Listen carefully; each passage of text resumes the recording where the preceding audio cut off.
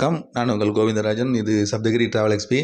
இன்னைக்கு தேதி டிசம்பர் 28ங்க, சனிக்கிழமை அன்னைக்கு. இந்த வீடியோவில் கீழ திருப்பதியில் கொடுக்குற எஸ்எஸ்டி டோக்கன் ஸ்டேட்டஸ், அதுக்கப்புறம் ஸ்ரீவாரிமெட்டு நடைபாதையில் உள்ள டோக்கன், அப்புறம் திருமலையில் உள்ள அக்காமடேஷன் ஸ்டேட்டஸ், இது 3 டீட்டெயில்ஸ் இதில் பார்க்கலாம்.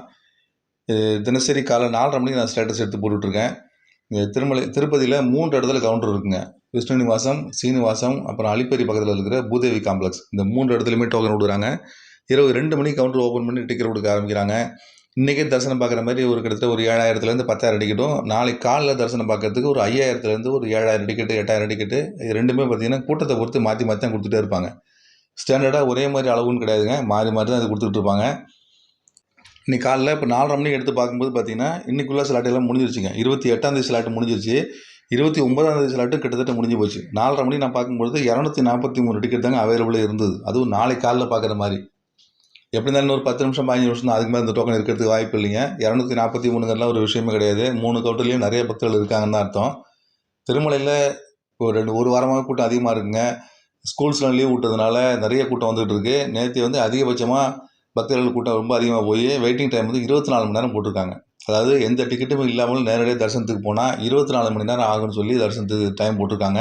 இது சமீப காலமாக போடவே இல்லை. இந்த மாதிரி 24 மணி நேரம்லாம் ரொம்ப கிட்டத்தட்ட ஒரு மாதம் ஆச்சு. ஒரு மாதத்துக்கு முன்னாடி தான் 24 மணி நேரம் வந்தது. அதுக்கப்புறம் 10 மணி நேரம் 12 மணி நேரம் அப்படி தான் போயிட்டு இருந்துச்சு. இப்போ நேற்று ரொம்ப கூட்டம் அதிகமாகி 24 மணி நேரம்னு சொல்லியிருக்காங்க. கண்டிப்பாக இது 2-3 நாளைக்கு தொடரும். நேற்று வெள்ளிக்கிழமை, சனிக்கிழமை, ஞாயிற்றுக்கிழமை வரைக்கும் கண்டிப்பாக தொடரும். அநேகமாக நியூ இயர் வரைக்கும் இந்த மாதிரி தாங்க இருக்கும். எல்லாருக்கும் லீவுங்கிறதுனால கூட்டம் அதிகமாக தான் இருக்கும். அதனால் திருப்பதியில் நீங்கள் டோக்கன் வாங்கணும்னு பிளான் பண்ணிங்கன்னா இரவு 2 மணிக்கு கவுண்டர் ஓப்பன் பண்ணுறாங்க. அந்த நேரத்துக்கு வந்தீங்கன்னா ஓரளவு டிக்கெட் வாங்கிட்டு தரிசனம் பார்க்கறதுக்கு போகலாங்க. ஏன்னா 4 மணி 4:15 டோக்கன் முடிஞ்சிட்டு இருக்கு.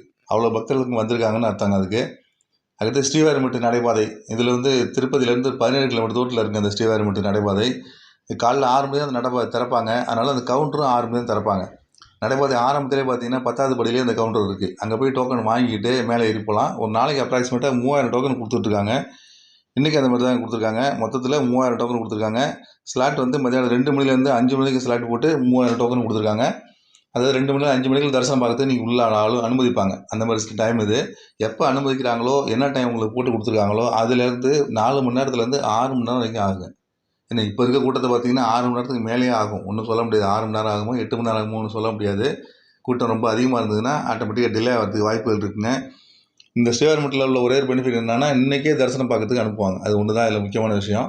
இதுக்கு நீங்கள் திருப்பதி ரயில்வே ஸ்டேஷன்லேருந்து இதுக்கு போகிறதுக்கு பஸ் வசதி நிறையா இருக்குது. டிடிடியோட இலவச பஸ் இருக்குது. ஏபிஎஸ்ஆர்டிசி பஸ் மூலமாக டிக்கெட் வாங்கிட்டு போகலாம். அப்படி இல்லைன்னா ஷேர் ஆட்டோ, ஜீப்பு இந்த மாதிரி ஏதாவது நீங்கள் பிளான் பண்ணிட்டு போகலாம். எப்படி போனாலும் இங்கேருந்து 3/4 மணி நேரம் அவங்க போய் சேர்றதுக்கு. 6 மணிக்கு கவுண்டர் திறந்து டோக்கன் கொடுக்க ஆரம்பிப்பாங்க. அது 8 மேக்ஸிமம்.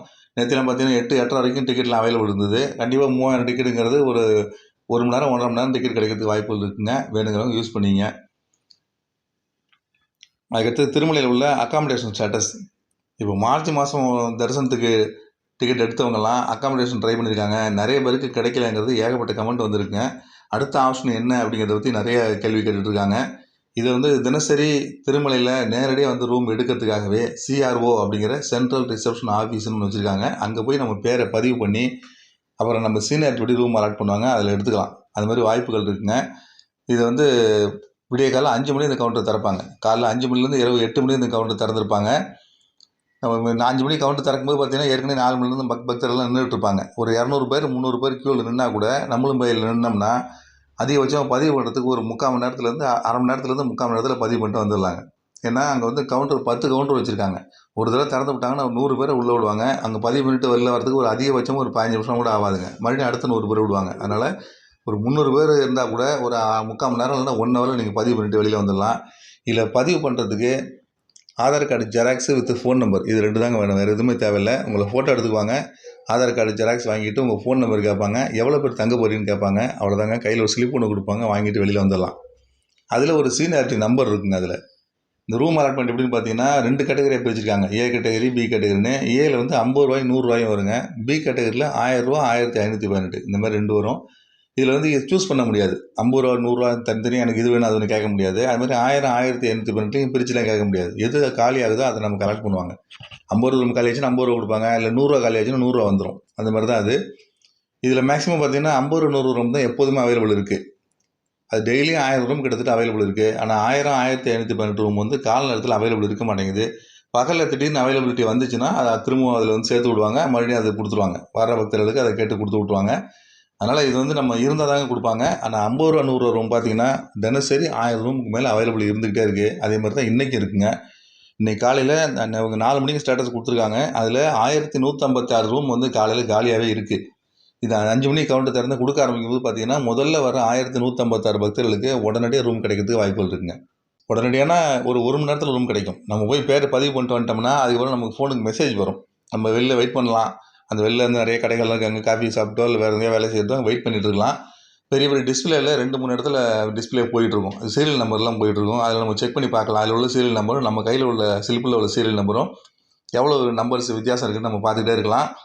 அப்படி இல்லைன்னா கூட நமக்கு ஃபோனுக்கு மெசேஜ் வருங்க. ரூம் அலாட்மெண்ட் கிடச்சிருச்சுன்னா உடனடியாக நம்ம ஃபோனுக்கு மெசேஜ் வரும். அதில் வந்து எந்த இடத்துல அலாட் ஆகிருக்கு, எந்த ரூம் நம்பர் அப்படிங்கிற டீட்டெயில் ஃபுல்லாக வந்துடுங்க. அப்புறம் எந்த காலேஜ் நம்ம ஒதுக்கியிருக்காங்களோ அந்த காலேஜ் நேராக போயிட்டு அங்கே உள்ள என்கொயரி ஆஃபீஸில் பணம் கட்டிட்டு ரூம் எடுத்துக்கலாம். பணம் கட்டுறது ஸ்கேன் பண்ணிவிட்டு ஜிபே பண்ணுற மாதிரி, ஜிபே, பேடிஎம் இந்த மாதிரி தான் பேமெண்ட் பண்ணுற மாதிரி இருக்கும். யூபிஐ ஐடி மூலமாக தான் பேமெண்ட் வாங்குறாங்க. அதுக்கு தகுந்த மாதிரி நீங்கள் பிளான் பண்ணிங்க.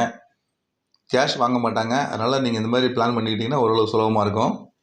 இந்த கால நேரத்தில் வந்தோம்னா ஓரளவு சுலபமாக ரூம் கிடைக்குங்க. ஒரு 7 மணிக்கு வந்துட்டால் கூட ஒரு 1 ஹவரில் ரூம் கிடைக்கிறதுக்கு வாய்ப்புகள் இருக்குது. அதுக்கு மேலே நீங்கள் 7 மணி 8 மணிக்கு மேலே வந்தீங்கன்னா நிறைய பக்தர்கள் வர ஆரம்பிச்சிடுவாங்க. அந்த மாதிரி ஏற்கனவே இருக்கிற ரூம் காலி ஆகிடும். அப்புறம் காலியாக தான் கொடுக்க ஆரம்பிப்பாங்க.